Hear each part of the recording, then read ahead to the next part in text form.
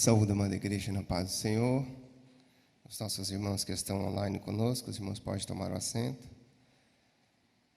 Essa revista, como já disse no início, pastor Jânio, tem sido maravilhosa. Temos aprendido muito com a vida do apóstolo Paulo.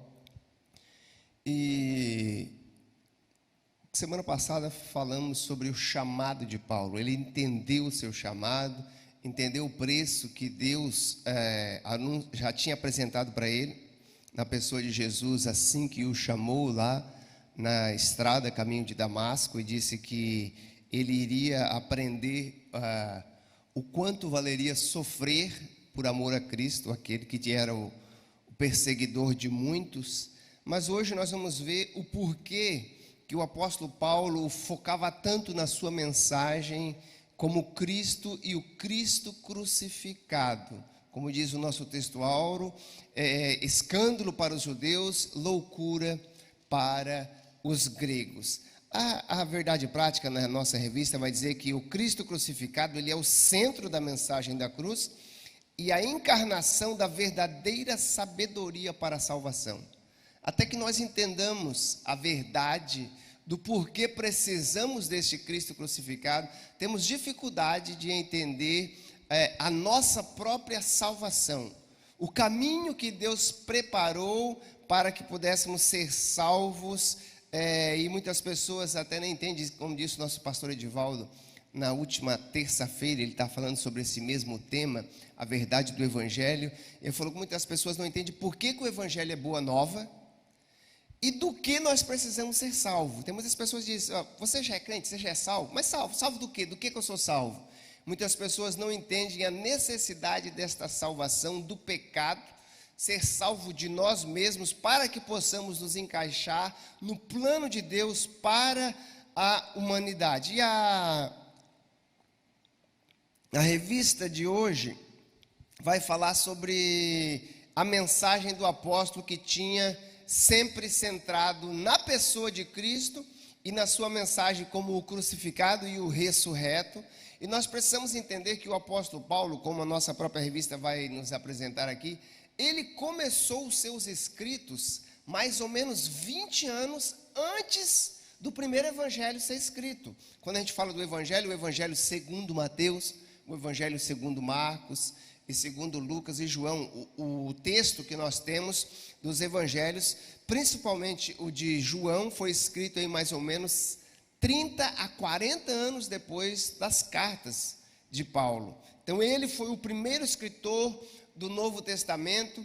E só para dar uma clareada, muitas vezes nós falamos aqui, ou ouvimos falar, que o apóstolo Paulo é responsável pela metade do Novo Testamento. E não é ao mesmo tempo bem uma verdade. Dos 27 livros, 13 é dele. Em quantidade de livros escritos, ele tem quase a metade. Mas em conteúdo, não é. Em conteúdo, o próprio Lucas tem mais conteúdo do que Paulo.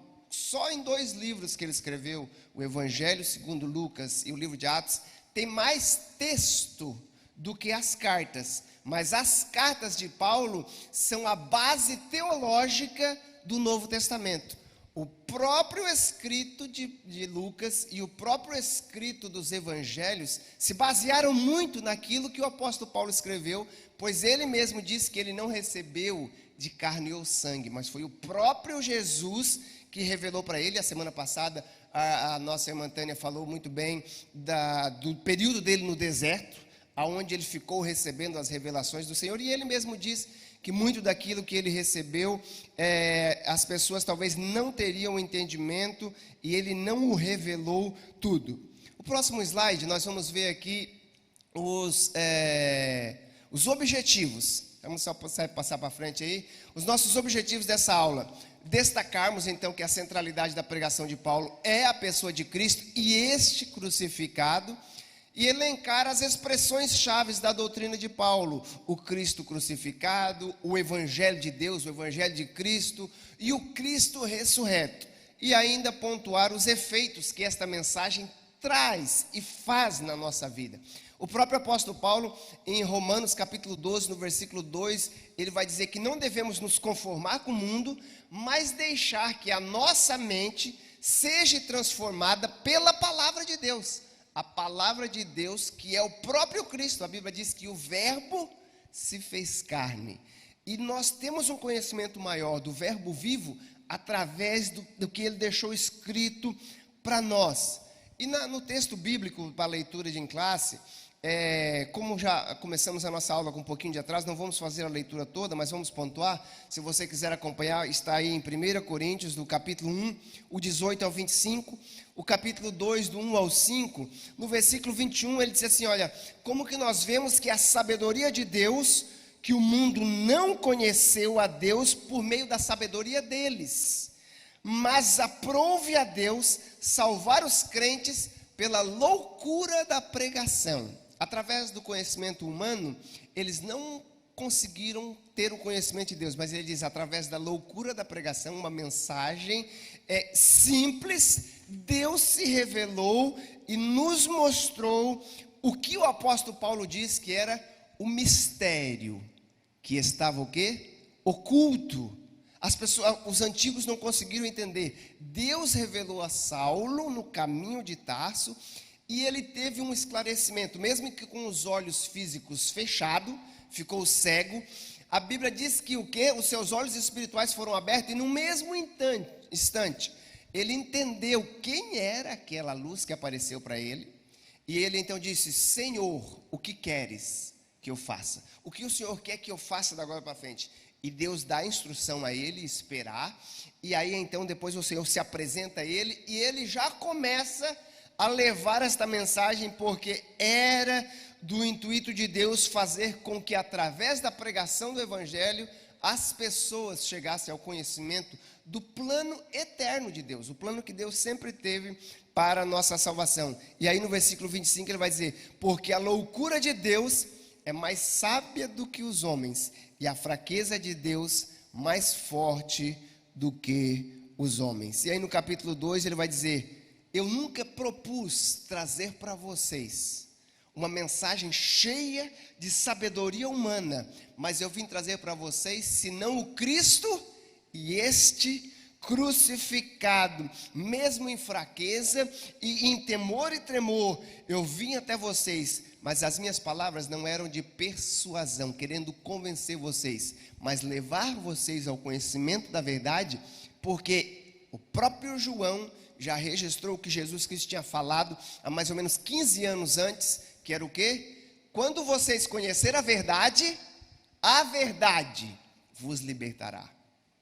E a verdade de quem Jesus Cristo é isto que faz toda a verdade. Por isso que o apóstolo Paulo também diz lá na carta aos Romanos, que quem tem Jesus tem tudo. Quem não tem Jesus não tem nada. Nós precisamos ter um entendimento de quem Jesus é para nós, o que Ele fez por nós, o que Ele quer fazer em nós e principalmente o que Ele quer fazer por meio de nós. Ele não nos salvou simplesmente para que um dia possamos estar com Ele no céu. Não, Ele tem um projeto.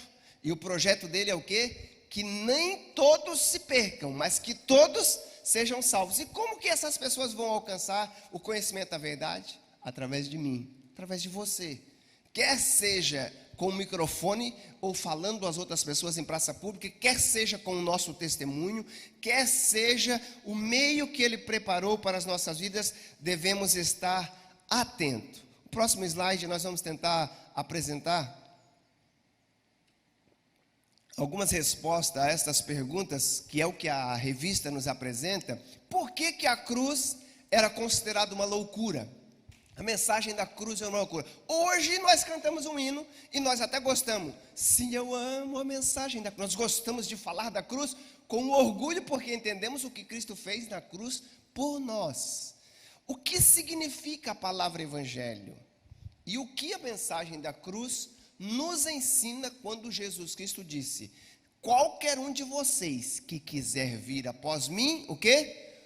Tome a sua cruz, negue-se a si mesmo e então comece a seguir-me. Hoje, quando nós falamos de cruz, muitas pessoas até carregam no pescoço, colocam nas suas casas, mas naquela época, nos dias dos apóstolos, nos dias de Jesus, a cruz era o símbolo da derrota do Messias que eles andaram seguindo por 3 anos. E ao vê-lo crucificado, ao vê-lo todo ensanguentado, e como disse Isaías, ao olharmos para ele, nenhuma beleza vimos que o desejássemos como ele estava, mas porque eles não tinham compreendido o seu ministério e por que ele estava lá na cruz, mesmo ele tendo dito, nos seus primeiros dias, quando ele chama eles, ele disse: olha, nós temos uma longa jornada, mas vai chegar um dia que eu vou ser entregue nas mãos dos romanos, eu vou ser zombado, eles vão me chicotear e eu morrerei. E aí Pedro disse: não, Jesus, não. Você não pode fazer isso, você não pode sair falando isso para as pessoas, porque você vai perder seguidor. O que Jesus Cristo disse para Pedro? Para trás de mim, Satanás. Não é que era Satanás que estava falando na boca de Pedro, é que todo aquele que se levanta contra o Senhor é o seu adversário. Satanás, a palavra Satanás quer dizer adversário. Diz, ó, o que você está fazendo, você está sendo contrário à vontade do Pai, porque foi para isto que o Filho veio, senão para quê? Para dar a sua vida em resgate. Era isso que Jesus queria passar para os discípulos: eu vim para morrer e entregar a minha vida por vocês. O apóstolo Paulo, como muitas pessoas daquela época, ele não conseguia entender como que o Messias, como que aquele prometido que viria restaurar o trono de Davi, o trono que muitos outros reis que nós estudamos na lição passada, na revista passada, tantos reis descendentes de Davi que fizeram tantos males, que levaram o povo de Israel a ir para o cativeiro. Muitos desses não seguiram o caminho de Davi, que era um rei segundo o coração de Deus, e Deus promete que enviaria um segundo o coração dele, que estabeleceria novamente o seu reino, e o seu trono seria perpétuo. Quando chega este que muitos esperam ser o Messias, de repente ele é zombado, ele vive uma vida de humildade e ele é morto numa cruz. Paulo não conseguia ter esse entendimento de ver o Messias sofrendo e se entregando como um resgate, até que a Bíblia diz que ele teve um entendimento porque os seus olhos foram abertos, porque ele mesmo nos diz, lá nessa carta de Coríntios, que é a carta que ele escreve para a igreja, ele diz: porque o Deus deste século tem o quê? Cegado o entendimento das pessoas. Se não for Deus abrir os nossos olhos, nem mesmo aqueles que tinham conhecimento da palavra, ou a liam ou estudavam, não conseguiam compreender. E o apóstolo Paulo é esta pessoa de suma importância que nós estamos estudando aqui, porque ele tinha todo o conhecimento do Antigo Testamento, das profecias que apontavam para Cristo, e pôde ter os seus olhos abertos e poder nos esclarecer o porquê que a mensagem da cruz é importante, o porquê que nós precisamos entender o que é o Evangelho, porque hoje em dia a gente vai ver aqui na revista, vai falar que existe tantos outros evangelhos surgindo, e o próprio apóstolo Paulo diz que muitas pessoas tinham abandonado a simplicidade do evangelho que tinham recebido para seguir a outros mestres e a outro evangelho. E nós precisamos entender que, mesmo que pareça simples e que é loucura, esta mensagem da cruz e o Cristo ressurreto, ele quer fazer de nós o que o apóstolo Paulo diz: nos tornarmos cartas vivas, para assim como as cartas que Paulo escreveu, possamos viver e ser lido pelas pessoas a mudança que Cristo faz e quer fazer na vida destas pessoas, através do conhecimento de quem Cristo é, o que Ele fez, o que Ele faz e o que Ele quer continuar fazendo na nossa vida. Então vamos entrar nos tópicos da nossa lição.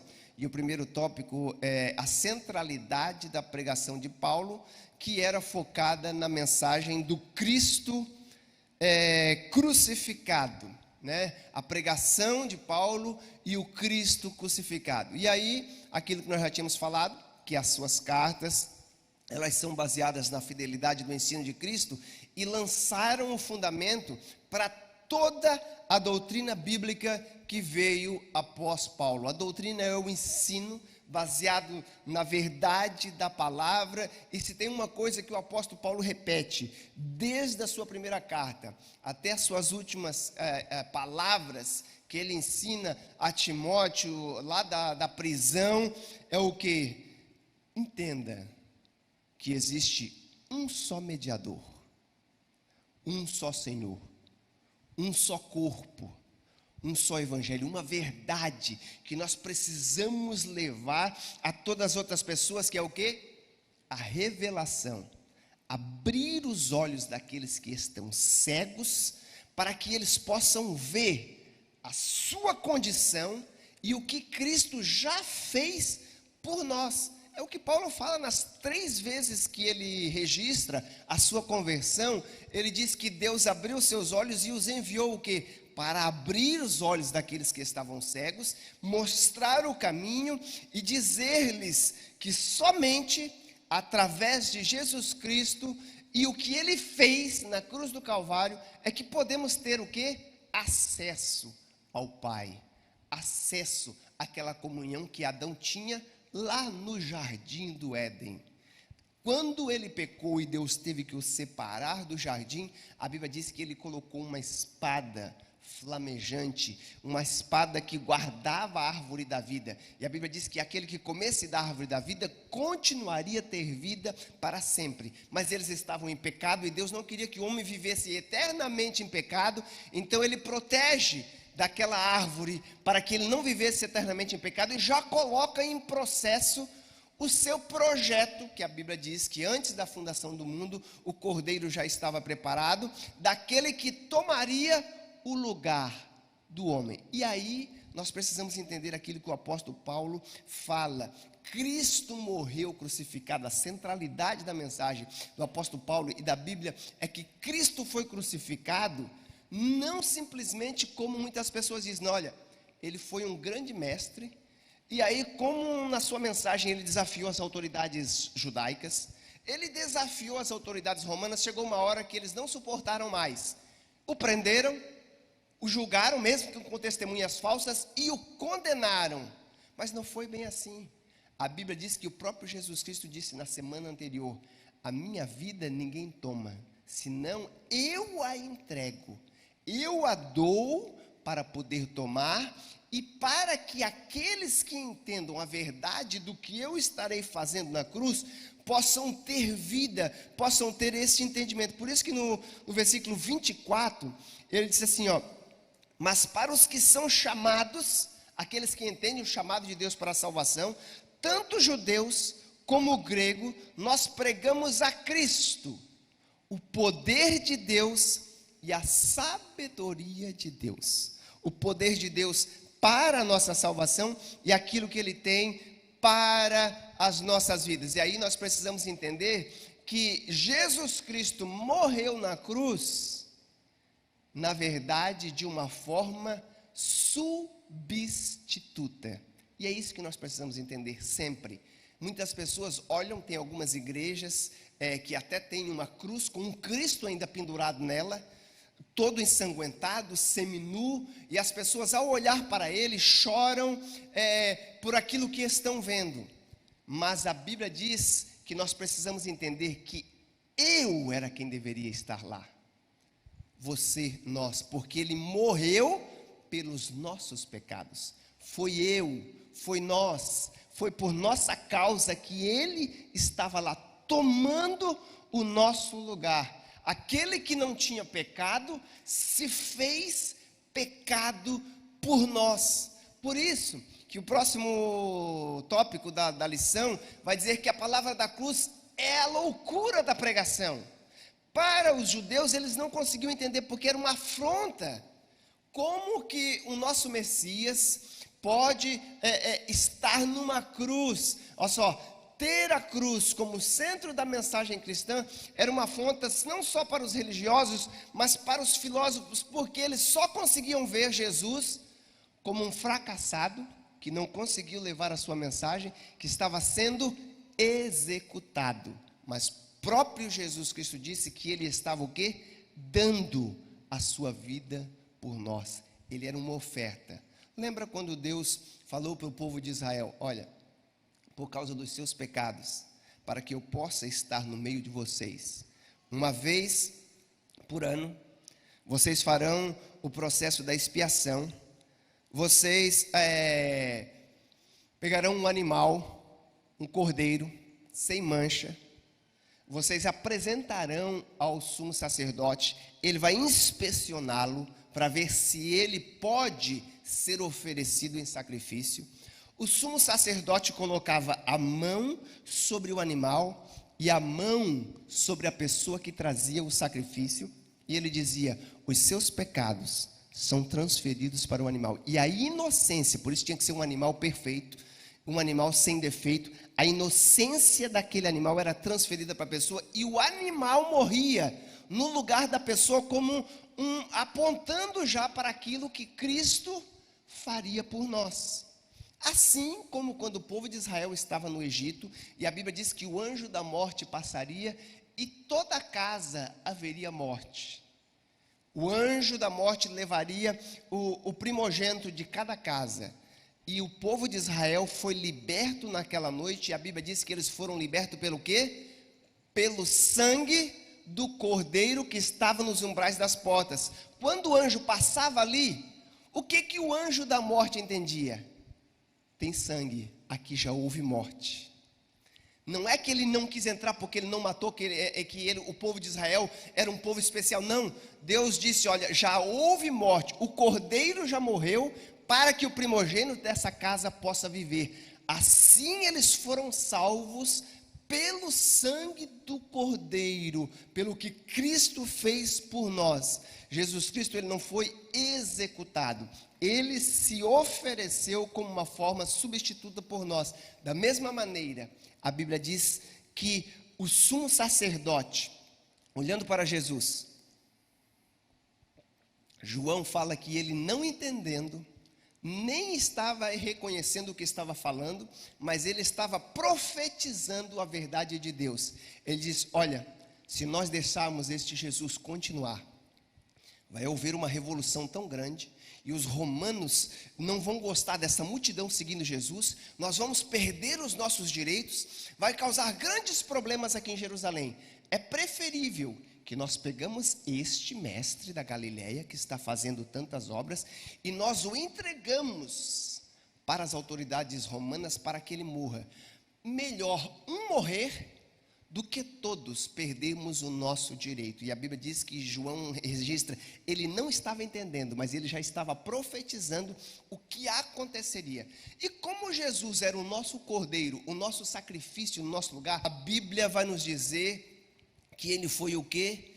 Inspecionado, assim como o cordeiro era inspecionado antes de ser crucificado, quer dizer, antes de ser imolado, sacrificado. Olha só, a Bíblia diz que eles prenderam Jesus, o amarraram. Lá no livro de Levíticos e no livro de Êxodo, vai dizer que eles deveriam levar o cordeiro para o sumo sacerdote amarrado. Jesus foi amarrado, levado à casa do sumo sacerdote. O sumo sacerdote buscou nele alguma culpa, e a Bíblia diz que eles nada encontraram nele de errado. Eles estavam vendo que ele era o sacrifício perfeito. Encontraram pessoas que vieram com falsos testemunhos contra ele, mas a Bíblia diz que apresentaram ele para Barrabás, quer dizer, Barrabás veio tomar o lugar dele depois, mas apresentaram ele para Pilatos, e a Bíblia diz que o próprio Pilatos diz: olha, não encontro nele culpa alguma. Ele lava as suas mãos, entrega na presença do povo e pergunta para o povo: o que vocês querem que nós façamos com ele? Note que a Bíblia diz que foi as próprias autoridades. Note que Pilatos não tinha autoridade para oferecer Jesus em sacrifício. Se fosse Pilatos que mandasse matar Jesus, ele não teria passado de uma outra morte, como a mesma morte daqueles dois que morreram junto com ele. Os romanos matavam pessoas crucificadas todos os dias. A história vai dizer que esteve um momento que faltavam árvores para cortar, para botar pessoas na cruz. E por que nós cantamos tanto sobre a cruz de Cristo e falamos tanto sobre a cruz de Cristo de uma maneira diferente? Porque Jesus Cristo foi oferecido por nós, e foi o próprio sumo sacerdote e as autoridades que, quando apresentaram Jesus e perguntaram o que quer que façam, a Bíblia diz que as autoridades falaram: crucifica-o. E aí toda a multidão começou a falar, foi eles que o entregaram. Por quê? Os romanos eram os únicos que tinham autoridade de morte de pena. Como que a pena de morte do povo judeu era? A pena de morte do povo judeu era apedrejamento. Eles apedrejavam. Mas como eles entregaram na mão dos romanos, eles falaram, crucifica-o. Mas quem deu a autorização foi o sumo sacerdote. Não sabendo ele estava apresentando Jesus como uma oferta para os nossos pecados. E esta era uma mensagem que não atraía o povo judeu. Eles não conseguiam entender. Uma coisa interessante também é que o senhor está dizendo aí agora sobre os religiosos daqueles dias. Eles realmente pegaram Jesus à noite, né? Foi à noite, não foi durante o dia. Durante o dia ele deveria ser apedrejado. Mas Jesus, a multidão não deixaria isso acontecer, porque Jesus, ele tinha uma autenticidade, ele tinha autoridade, ele tinha uma multidão ao seu favor. Então o que aconteceu? Fizeram uma tramóia diabólica para pegar Jesus à noite, julgaram Jesus à noite, às pressas, sem ter todos os sacerdotes juntos, sem aquela coisa rápida, política, maldosa que fizeram ali. E levaram Jesus para os militares fazerem isso, entendeu? Para as pessoas que tinham um nível superior a eles, que eram isentos com o povo judeu, a religião judaica. É justamente isso que eles fizeram e colocaram Jesus a nível de bandido, para derrotar Jesus totalmente. E aí aconteceu o contrário, Jesus ressuscitou, e por isso que estamos aqui hoje.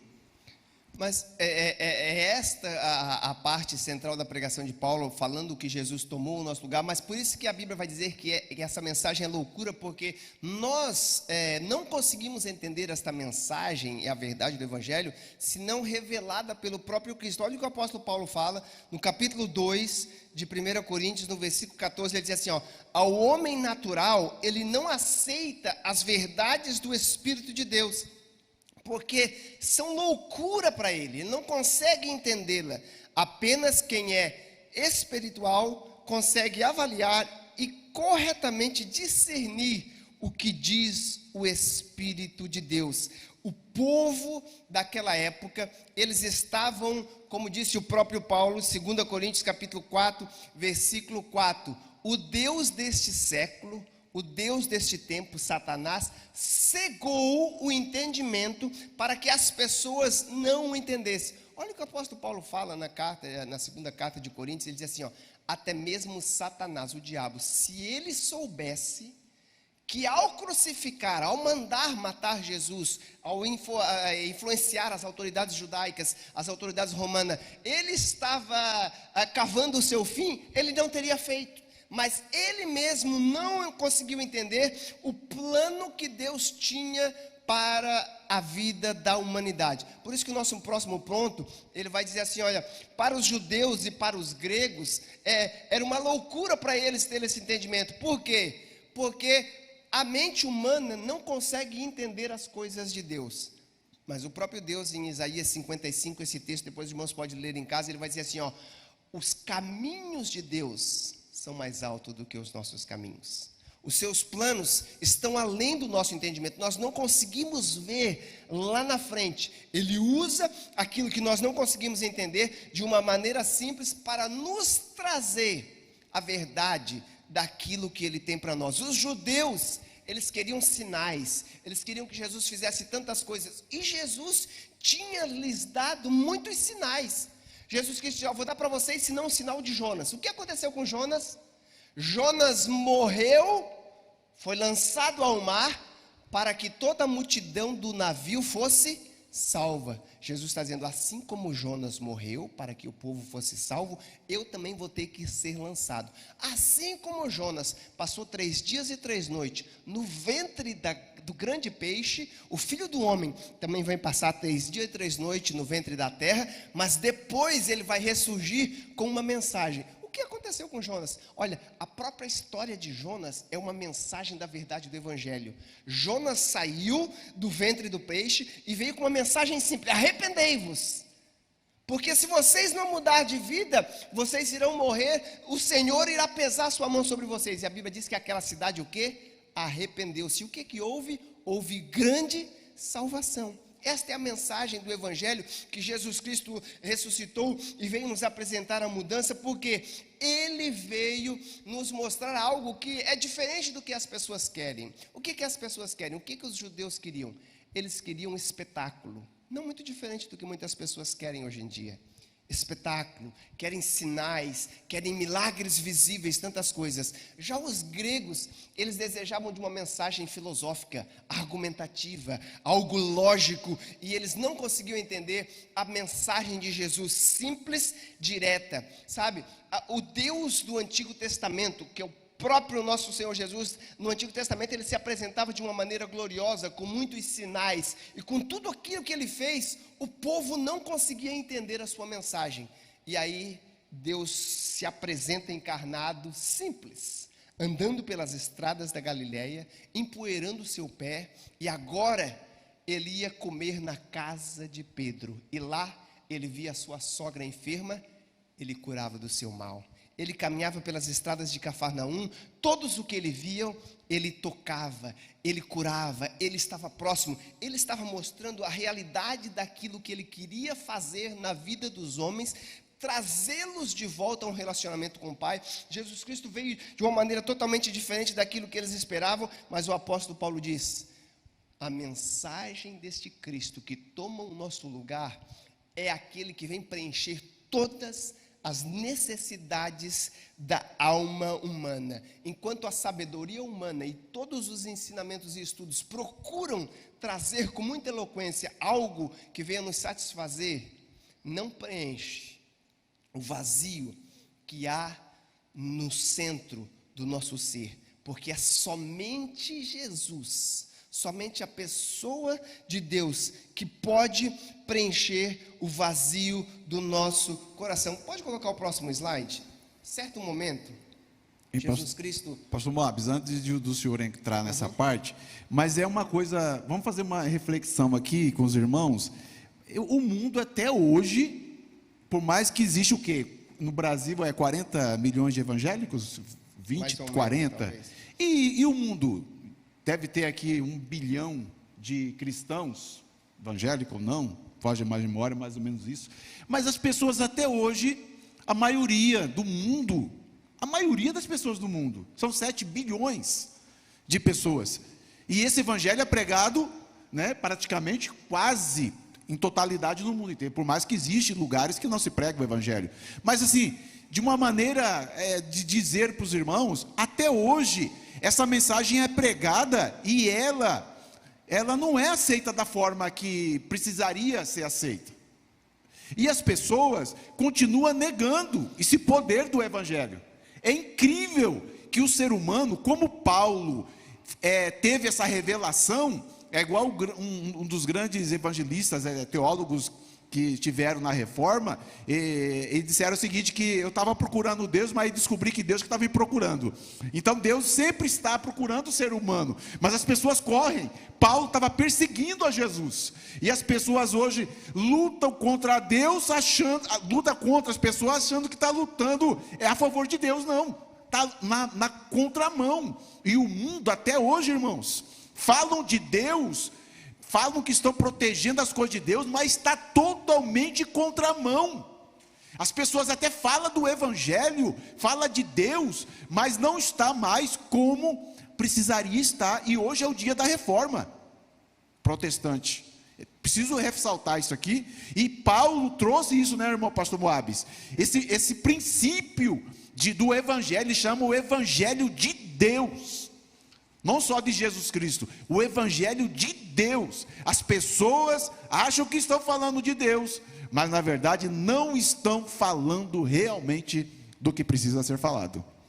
A grande verdade é que o próprio Martinho Lutero e os grandes reformadores entenderam que veio aí ser os 5 solas, né? A importância de o quê? De entendermos que é somente por meio da fé, não pelo que eu faço, mas naquilo que eu creio, pela graça, somente a Escritura, somente Jesus, e tudo isso é para glória de Deus, não para a glória do homem. Ele é o centro de todas as coisas, tudo foi feito por Ele, subsiste por Ele, por meio dEle e para Ele, Ele nos usa para que o nome dEle venha a ser glorificado. Jesus Cristo, certa vez falando sobre o processo, para nós concluirmos essa parte aqui da centralidade da pregação de Paulo e a centralidade da palavra de Deus com a Bíblia como um todo, pediram um sinal e ele estava falando sobre o que aconteceria com ele e o que ele faria da sua vida. Jesus Cristo, ele veio dizer assim, assim como Moisés levantou a serpente no deserto, o Filho do Homem precisa ser levantado, para que ele possa o quê?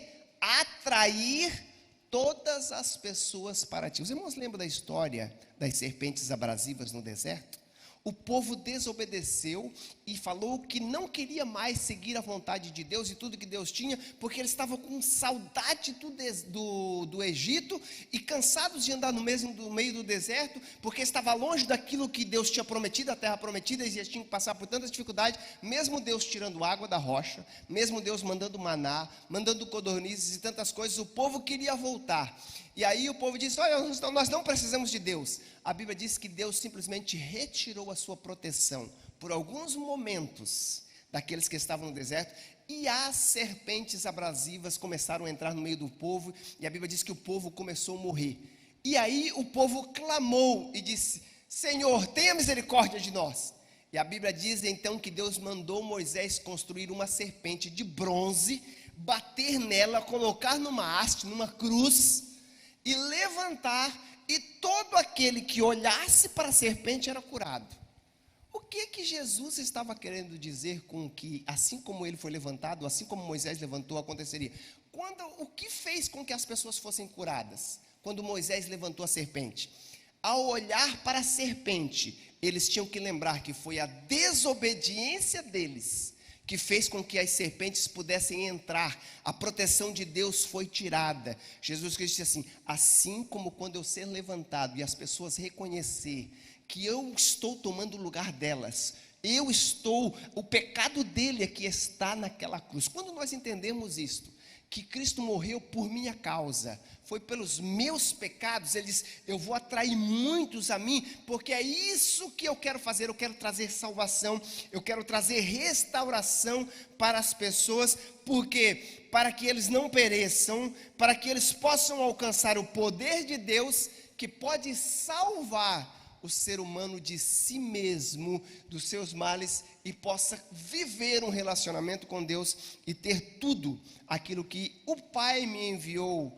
a fazer e é o projeto dele para com o homem. Por isso que o apóstolo Paulo, nas suas expressões chaves, que é o nosso próximo tópico, ele vai ter algumas palavras simples que ele usa, mas que é repetido por toda a Bíblia, e mais tarde a gente vai ver, e a expressão chave é o Evangelho de Cristo.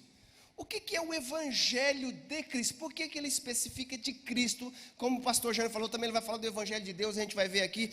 A palavra Evangelho, ela quer dizer uma boa notícia. Uma notícia.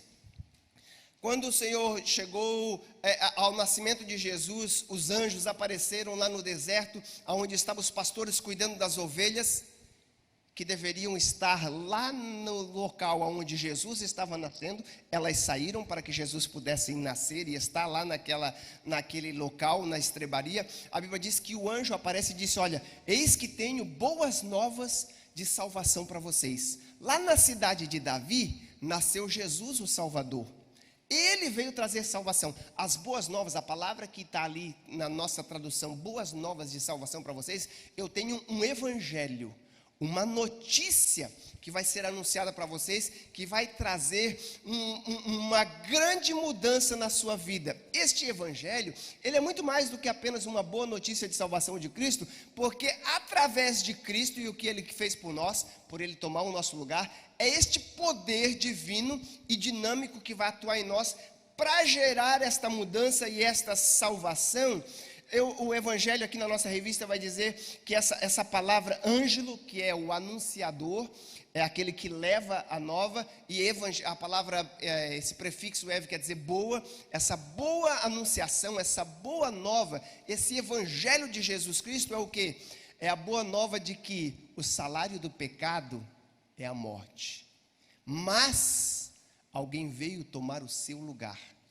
A boa nova é que ele já morreu para que nós possamos estar vivos. Ele veio tomar o salário do nosso pecado. A boa nova é esta, a boa nova que gera salvação. Sabe, lá no livro de Romanos, capítulo 10, versículo 17, nos diz assim, ó, a fé vem por ouvir, e ouvir a palavra de Deus. A maioria das traduções vai dizer ouvir a palavra de Deus, mas no original ali está ouvir a palavra de Cristo, porque Cristo é o nosso Deus. É quando nós ouvimos a verdade do evangelho de Cristo, o que ele fez por nós é que gera fé, que gera esperança na nossa vida. Quando nós temos o entendimento de que ele já tomou o nosso lugar.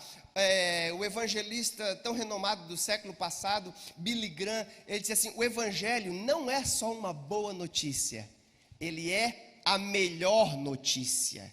Não existe nenhuma outra notícia como o do evangelho. A palavra evangelho é uma palavra comum usada nas épocas pelos gregos. Todas as vezes que chegava uma pessoa de autoridade, se levantava um arauto e ele dizia, eu tenho um evangelho para vocês, uma boa notícia, está vindo o rei. Está vindo esse, está vindo aquilo. Quando o povo estava numa batalha, numa guerra, e aí alguém vencia, eles mandavam um mensageiro e ele chegava com uma boa nova. E ele chegava gritando o evangelho. Eu tenho um evangelho, uma boa notícia, uma extra, algo novo para vocês. Mas este evangelho de Jesus Cristo, ele é a melhor das notícias, porque ela continua sendo nova sempre. Ela foi ontem, ela é hoje, ela vai ser amanhã, ela não vai passar, ela vai continuar, como disse o próprio Billy Graham, é a notícia mais quentinha do que o jornal que vai sair amanhã de manhã. Ela já é a melhor das notícias, é porque Cristo tomou o nosso lugar para que nós pudéssemos estar viva. A palavra evangelho, nossa revista vai dizer, ela aparece no Novo Testamento 76 vezes. Dessas 76, 54 mencionada por Paulo. As outras 18 vezes, elas aparecem nos próprios evangelhos, quando estão falando de Jesus. O próprio apóstolo Paulo falou muito desta mensagem. E ele chega até a dizer, segundo o meu evangelho. Quando ele diz o meu evangelho, segundo a revelação que eu recebi de Deus, de Jesus Cristo, esta palavra de Deus. Na nossa revista também vai dizer que ele usa a palavra evangelho para apontar como o evangelho de Deus, que esta boa nova é do próprio Pai para nós. Está registrado em 2 Coríntios, capítulo 11, versículo 3, 2 Coríntios, esse texto eu gostaria que você abrisse sua Bíblia, eu vou estar pegando aqui, se a irmã puder colocar aí, 2 Coríntios, eu não posso colocar, senão depois às vezes sai aí do texto, na 2 Coríntios 11, 3, vai nos dizer assim, no entanto, temos que a sua devoção pura e completa a Cristo seja corrompida, de algum modo, como Eva foi enganada pela astúcia da serpente. Eu estou lendo na NVT, mas está aí na versão RA, diz assim, ó, eu temo que vocês sejam enganados por alguma outra mensagem, assim como Eva foi enganada pela serpente que veio com uma mensagem, não é bem assim aquilo que Deus falou para vocês. Vocês podem comer, não tem problema vocês fazer isso ou fazer aquilo, sabe? Olha só, vocês sejam enganados assim como Eva foi enganada pela serpente, e que vocês aceitem, olha o próximo texto, que vocês aceitem de boa vontade o que qualquer um lhe diz. Sabe, os irmãos já notaram como as pessoas têm facilidade para aceitar a mensagem de algumas pessoas que se aparecem com uma mensagem bonita, uma maneira nova de apresentar, e muitas vezes temos dificuldade de aceitar a verdade daquilo que a palavra de Deus está registrada e escrita a nós. Ele diz, mesmo que apareça alguém e anuncie a vocês um Jesus Cristo diferente daquilo que anunciamos, ou um espírito com letra minúscula, diferente daquele que vocês receberam, ou até, olha só, boas novas diferente daquela que vocês creem. Ele disse assim: olha, se vocês ouviram um evangelho diferente, eu tenho medo, o apóstolo Paulo, de que vocês venham crer neste evangelho. E hoje em dia nós temos ouvido tantos evangelhos sendo pregados, se não o evangelho de Jesus Cristo, o evangelho de Deus. Nós temos aí mensagens do evangelho da prosperidade, onde o foco é na bênção, naquilo que Deus pode me dar. Nosso Deus é um Deus que quer ver a nossa prosperidade, sim, Ele quer. Ele tem bênção para nos dar, sim, mas o evangelho é centrado em Cristo, no que Ele fez e no que Ele faz. Por isso que o apóstolo Paulo, Romanos 8:32, ele diz assim, ó: porque Deus não poupou o seu único filho, mas o entregou por nós, não nos dará graciosamente com Ele todas as coisas? Ele não poupou o seu filho, mas aquele que entende e recebe a mensagem do seu filho, tem tudo o que Deus tem para nós. Nós temos ouvido tantos evangelhos e tantas mensagens centradas no homem, mas a mensagem da palavra de Deus, o apóstolo Paulo diz, é um evangelho centrado no que Cristo fez por Pastor nós. Moabes, A boa nova é o que Ele veio fazer por nós. o que o senhor está falando, me lembrei agora de uma postagem de um pastor falando sobre ou está acontecendo, ou já aconteceu lá em Goiânia, um culto em uma igreja. Olha só o que esse povo está fazendo dentro de igreja, culto canino. Quando eu vi isso, fui pesquisar, falei, gente, culto canino, como que é isso? As pessoas estão utilizando as igrejas para atrair nichos, pessoas, para atrair, para evangelizar, que as pessoas iam trazer os seus cachorros, seus pets para a igreja, e ali estariam usando essa maneira para evangelizar, falando como cuidar do seu cachorro, tal, e falar de Jesus. Gente, só absurdos, não tem limite mais. É esse o evangelho da centralidade de Cristo? Tem jeito nenhum. E aí, como é que fica? Aí alguém fala, não, é a palavra de Jesus, são inspirados. Para aí, não são só as palavras de Jesus que são inspiradas. O que Jesus praticava, a forma que Jesus fazia as coisas também era inspirado. Não era de qualquer jeito que ele fazia as coisas, pastor Moabes. Tudo em Jesus era inspirado. E as pessoas não querem mais usar o modelo bíblico para as coisas, querem usar o modelo da sua mente, da sua cabeça, para alcançar as pessoas para o Senhor. E não é a centralidade de Jesus. Por isso que o apóstolo Paulo, quando ele escreve aos Gálatas, ele disse assim, olha, eu fico assustado, quão depressa vocês têm abandonado o evangelho que vocês receberam para seguir as fábulas e as histórias que os judeus estão apresentando para vocês e tantas coisas, e esquecendo do que Cristo fez por vocês, e é o entendimento do evangelho de que o quê? De que eu já estou crucificado com Cristo, não mais vivo eu, mas é Cristo que vive em mim. Se é Cristo que vive em mim, disse o apóstolo Paulo, não é mais as minhas vontades que estão em primeiro lugar, mas é a vontade do Pai. Não é os meus desejos, mas é o desejo do Pai na minha vida. E a Bíblia diz que a vontade do Pai é que nós recebemos tudo que é melhor, mas muitas vezes a vontade dele vai ser contrária à minha vontade, vai ser contrária à maneira que eu quero aquilo que Ele tem de nós, e aí nós não entendemos o porquê que nós devemos entender a mensagem do Cristo crucificado, que é a próxima mensagem que o apóstolo Paulo sempre falava, o evangelho do Cristo crucificado. Jesus Cristo disse assim, olha, se você não tomar a sua cruz, negar-se a si mesmo, para me seguir, você não pode ser meu discípulo. Eu sou o maior exemplo para vocês. Assim como o Filho do Homem não veio para ser servido, mas ele veio para servir e entregar a sua vida em resgate. Ele está dizendo, a mensagem do evangelho, minha e sua, deve ser seguir a Jesus e entender que as nossas vontades, as nossas paixões estão crucificadas para viver a sabedoria de Deus para conosco, porque em Cristo Deus se revelou na forma humana, nos mostrando como que Ele era amoroso para com os próximos. Jesus Cristo amou o próximo como a si mesmo e acima de si mesmo, e sempre esteve em obediência ao Pai. Tudo o que ele fazia era segundo aquilo que o Pai lhe falava.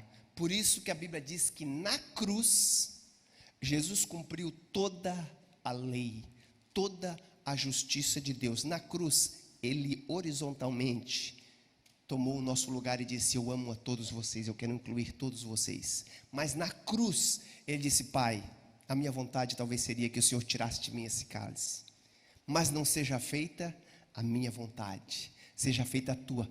Ele obedeceu ao Pai em tudo e disse: em tuas mãos eu entrego o meu espírito. Eu sei o que eu estou fazendo, estou tomando o lugar destas pessoas para que eles possam viver tudo o que nós temos para eles. Olha o que Jesus Cristo disse na sequência desse texto que é tão conhecido, Mateus 16.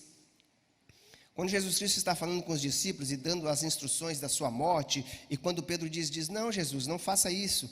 Jesus Cristo se apresenta para ele no versículo 24 de Mateus, e ele vai dizer assim, então Jesus disse aos seus discípulos: se alguém quiser vir após mim, negue-se ou renuncie-se a si mesmo, tome sobre si a sua cruz e siga-me. Por quê? Porque aquele que quiser salvar a sua vida, da sua própria maneira, dos seus próprios recursos, ele vai perder. Por quê? Porque por mais que você faça tudo o que você quiser para alcançar a salvação, a Bíblia diz que não tem como nós salvarmos a nossa vida senão por meio dele. Ele diz: mas quem perder a sua vida, quem entregar a sua vida por amor de mim, acha lá. Ele está dizendo assim, você vai encontrar sua vida, não é somente aqui. Se você cuidar de todas as suas coisas aqui e não cuidar de como você vai entrar na vida eterna, você pode passar uma eternidade longe de Deus e você pode perder tudo o que você fez. Olha o que diz o seguinte versículo: porque de que proveito tem o homem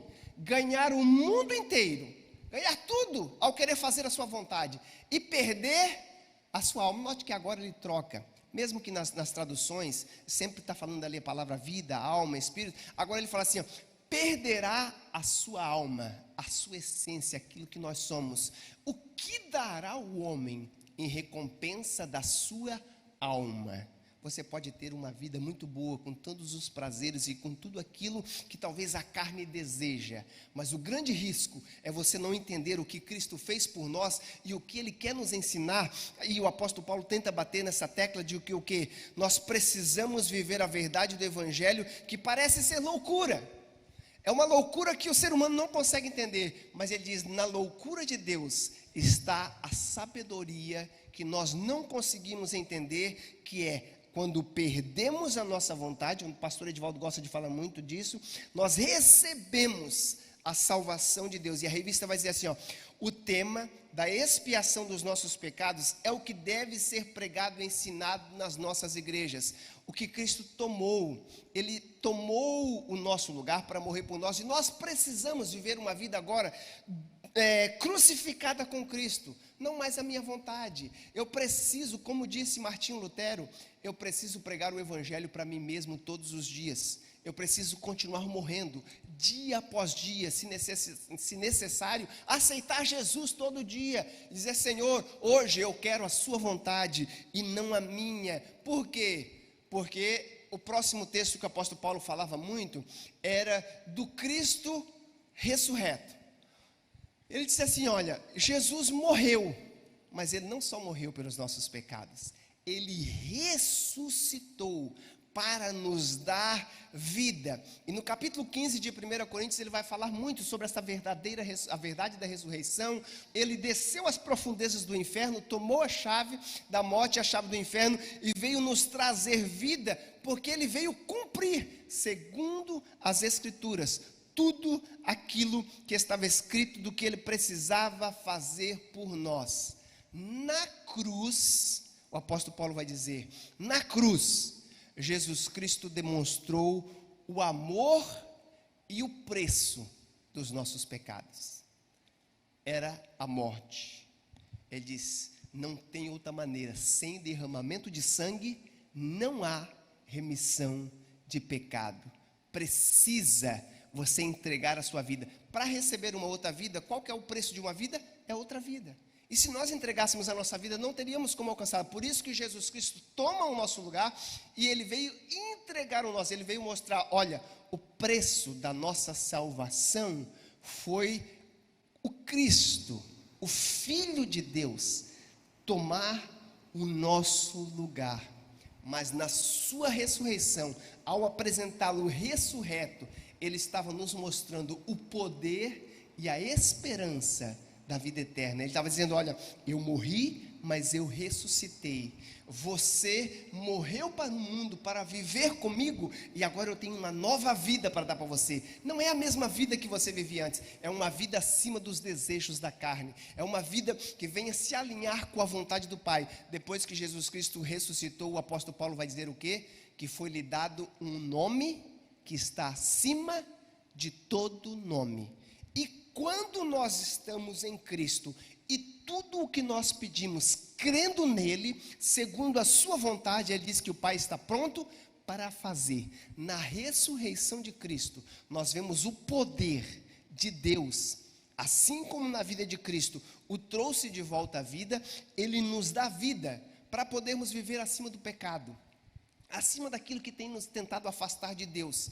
Muitas vezes nós não conseguimos porque queremos enfrentar os nossos desejos carnais, queremos enfrentar tantas coisas que nos afastam de Deus com os nossos meios, com a nossa própria vida, mas não entendemos que precisamos estar em Cristo e receber este poder de Deus, o poder do Espírito Santo que está em nós e que vai nos fazer viver acima desta vida de pecado. Por isso que o apóstolo Paulo, ele fala também, o mesmo poder que ressuscitou Jesus Cristo dos mortos, hoje habita dentro de você. Você tem a própria força de Deus, o próprio Deus morando dentro de você, e você não quer viver dependente dele, você quer viver de qualquer maneira, e você não entende por que você não consegue viver acima dos desejos carnais, porque você não vive uma vida de comunhão com o Pai. Você não entendeu ainda que você não é apenas criatura. Em Cristo nós fomos adotados à família do Pai, e agora nós somos filhos, e o Pai faz aquilo que o Filho tanto deseja, o Pai ajuda o Filho. Por isso que o nosso pastor gosta de falar, e eu vou repetir aqui, Jesus Cristo morreu na cruz como unigênito de Deus. Ele se entregou como único Filho de Deus, mas ele ressuscitou como primogênito, como o primeiro que ressurgiu para essa nova vida. Adão, o primeiro Adão, viveu em pecado, e através do seu pecado, a Bíblia diz que todos os seus descendentes se tornaram pecadores devido à sua natureza. Mas agora em Cristo, nós podemos viver uma nova vida acima da vida de pecado. Pelo quê? Pelo poder do Cristo ressurreto em nossas vidas. A revista vai dizer assim, ó: a relação entre a cruz e o túmulo vazio expressa o real significado da cruz. Se Jesus Cristo apenas tivesse sido crucificado e não tivesse ressuscitado, o apóstolo Paulo diz, seria em vão, seria como que se Deus não tivesse aceitado o sacrifício. Quando Jesus Cristo ressuscitou, era Deus nos mostrando, o sacrifício foi aceito. Eu aceitei o pagamento que Cristo fez pelos seus pecados. Os seus pecados mereciam a morte, o sangue dele é o sangue da propiciação. Eu aceito o sacrifício, e ele ressuscitou e saiu pela porta da frente e disse, olha, eu já cumpri. O apóstolo Paulo diz, ele já cravou na cruz do Calvário a cédula que era contrária a nós, que era o salário do pecado. Ele disse, eu já paguei o salário do pecado, e agora eu tenho vida para você.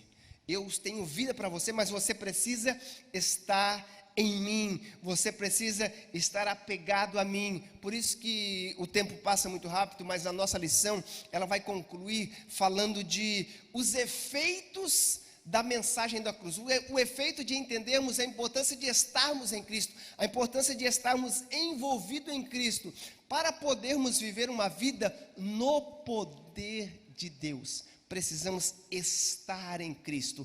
Há poder no Evangelho para o quê? Para transformar a vida de quem crê. 2 Coríntios 5,17, o apóstolo Paulo diz, aquele que está em Cristo, nova criatura é. As coisas velhas já passaram, eis que eu faço tudo novo. Eu estou fazendo nova coisa em sua vida. Aquele que fazia isso não faz mais, porque aquele morreu. O nosso pastor gosta de falar.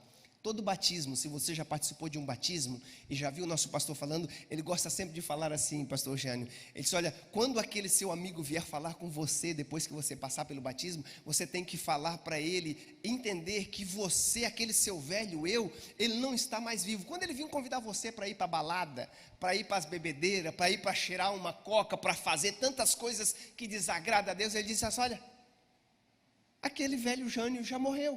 Como que já morreu? Estou vendo você. Não, você está vendo sua casa. Porque agora tem um novo inquilino.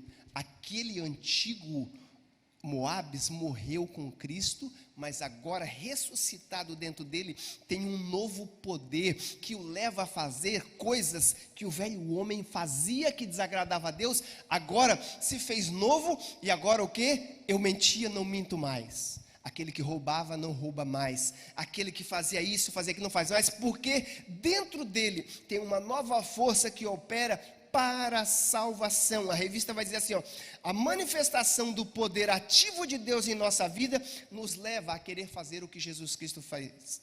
Que era o quê? Quando nós vemos uma pessoa enferma, nós queremos orar por ele, pedir para que o Senhor o cura. Quando vemos alguém sofrendo, queremos ajudar. Jesus Cristo disse, olha, vocês serão meus verdadeiros discípulos quando vocês verem uma pessoa na prisão e vocês virem visitar.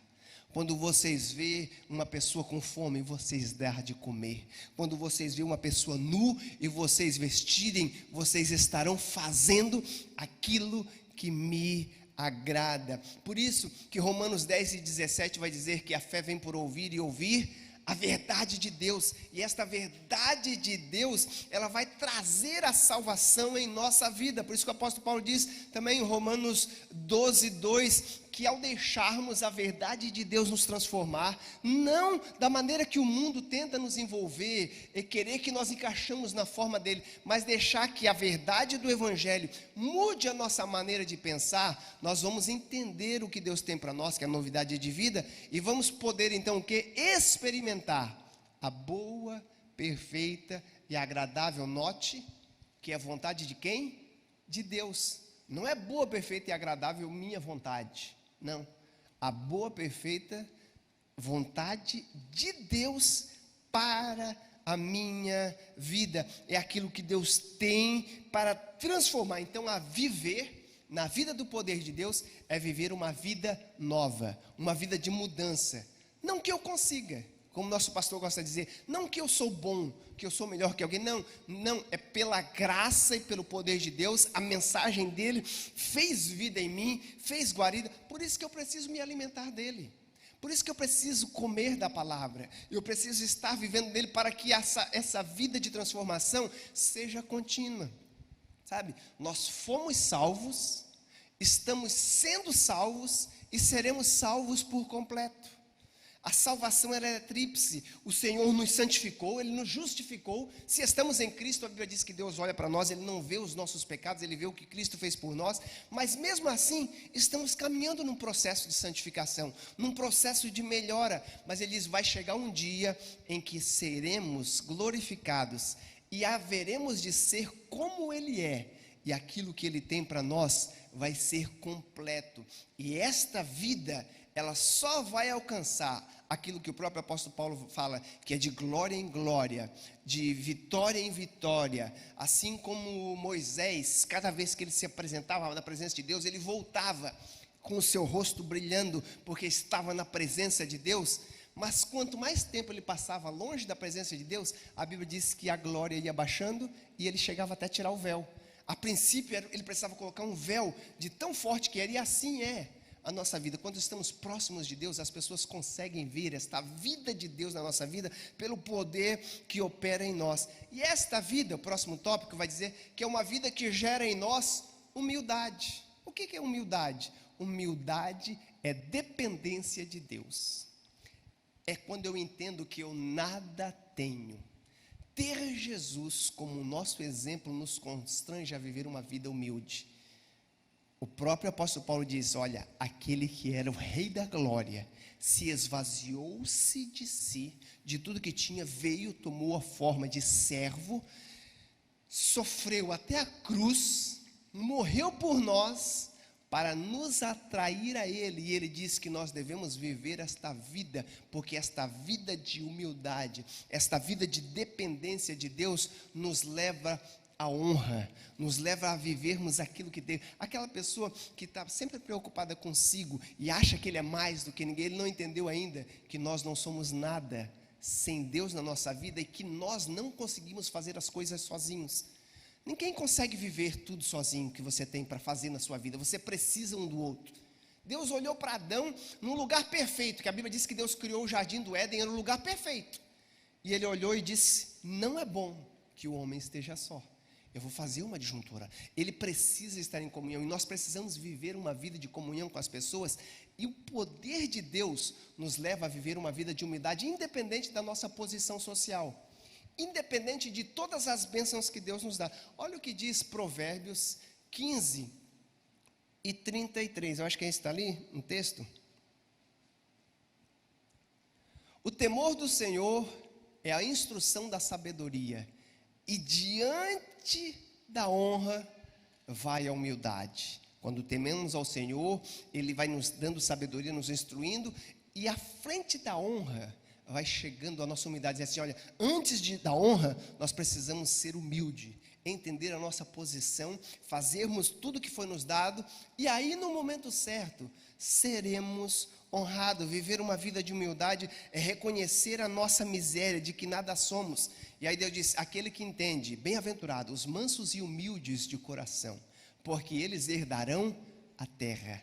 Aquele que acha que tem, na verdade não tem nada, mas aquele que reconhece a que não é nada, tem a oportunidade de receber tudo. Porque olha o que diz Provérbios 16 e 18, o grande perigo daquilo que nós temos de viver uma vida soberba: a soberba precede a ruína, e a altivez de espírito precede a queda. Quando eu acho que eu sou melhor, eu não estou entendendo que na verdade eu estou a ponto de cair, e uma grande queda que vai me levar talvez até mesmo a uma grande vergonha. Por isso que a nossa revista vai dizer assim, ó: precisamos descobrir quem verdadeiramente é Jesus, manso, humilde de coração, e disse: vinde, aprendei de mim. Tomem como exemplo, façam aquilo que eu fiz, e eu estou pronto para trazer paz para você, para trazer para você uma vida nova. E para concluir, Pastor Moabes, mas Jesus Sim. falou isso: aprender de mim. Por que aprender dele? Não existe, não pode modernizar, não? Vamos modernizar. Jesus está atrasado, né? O modelo de Jesus não serve mais. O que Jesus ensinou, falou, olha, está desatualizado. Então Jesus disse: aprendei de mim. Então tudo que Jesus fez, falou, foram inspiração de Deus. E por que vamos criar, né, Pastor Moabes, irmãos, outro modelo de igreja, outro modelo de evangelho, outra forma de exposição do evangelho? Jesus disse: aprendei de mim. E ainda tem pessoas querendo fazer um monte de curso para coach, um monte de coisa de pastor, de missionário, disso, daquilo, e nunca leu os evangelhos, né, Pastor Moabes? Como que vai aprender de Jesus se não conhece nem a Bíblia direito, nem participa da escola dominical, não participa de nada da igreja e quer ensinar? Nunca aprendeu com Jesus, porque também não é humilde. vamos ver uma vida de dependência. O próprio Senhor Jesus, Ele disse: olha, eu vou ao Pai, mas eu vou pedir para que Ele envie o Espírito, para que vocês entendam que tudo o que eu fiz enquanto eu estava aqui na terra, na dependência do Espírito. O Espírito levou Jesus ao deserto para ser provado, para ser tentado. O Espírito o guiava, e a vida do efeito da mensagem da cruz, quando nós entendemos que estamos em Cristo, não somos mais nós que vivemos, mas é Cristo que vive em nós, nós vivemos uma vida de dependência do Espírito. O Espírito Santo nos estimula a não confiar em nós mesmos, mas fazer todas as coisas de modo que venham glorificar a Deus. Eu vou encerrar lendo esse texto de Provérbios 5, Provérbios 3, 5 até o 7, se a irmã puder colocar para nós. Confia no Senhor de todo o teu coração, e não te estribes no teu próprio entendimento.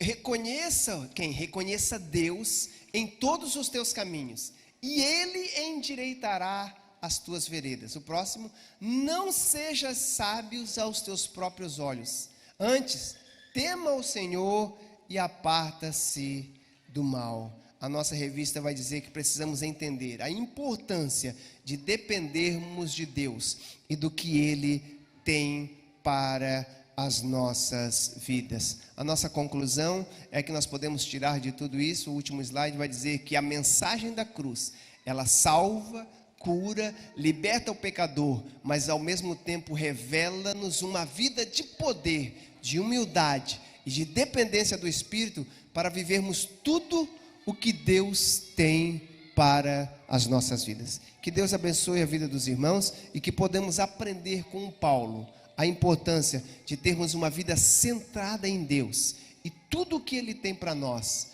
porque é por Ele, por meio dEle e para Ele que são todas as coisas. Que Deus abençoe os irmãos em nome de Jesus.